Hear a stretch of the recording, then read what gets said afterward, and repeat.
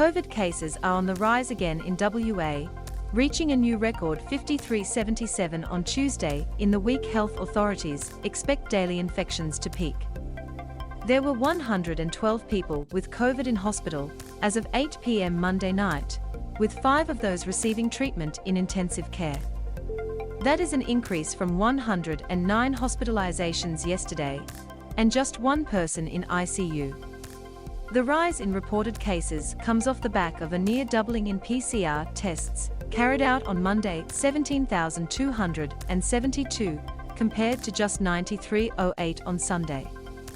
The positivity rate of PCR tests dropped to 13% yesterday, well down on the 20% from Sunday. Your cookie settings are preventing this third-party content from displaying. If you'd like to view this content, please adjust your cookie settings. To find out more about how we use cookies, please see our cookie guide. WA now also has the highest testing rate per capita in the country.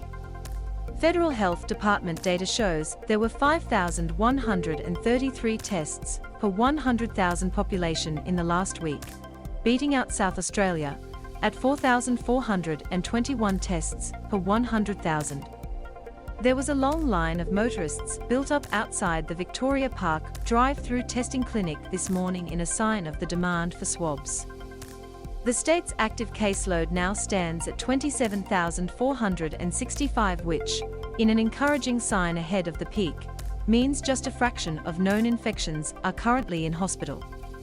However, Omicron modelling released by the WA Health Department expects a 6 or 7 day lag between the peak of cases and hospitalizations.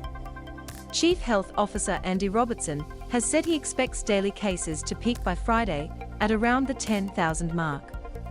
Camera icon COVID cases are on the rise again in WA, reaching a new record 5377 on Tuesday. In the week, health authorities expect daily infections to peak. Simon Santee, the West Australian. Deputy Premier Roger Cook said he had expected a big uplift in cases on Tuesday.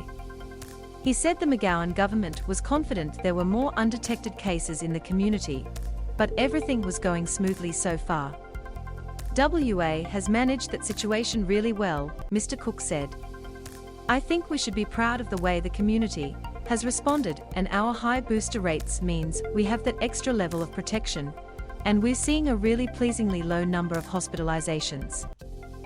Mr. Cook conceded he did not know what the other side of WA's peak would look like, and that it might include a long plateau at lower daily case numbers.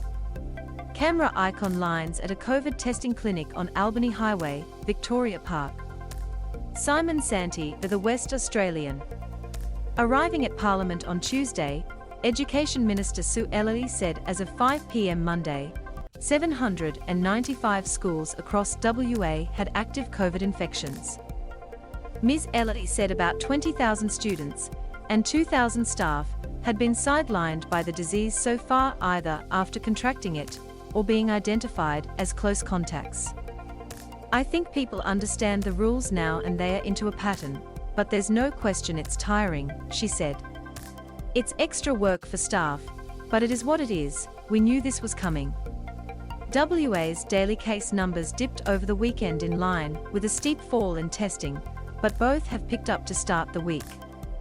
Broken down by region, most active cases are in Perth and Peel, followed by the Southwest, Pilbara Goldfields, Wheatbelt, Midwest, Great Southern and Kimberley.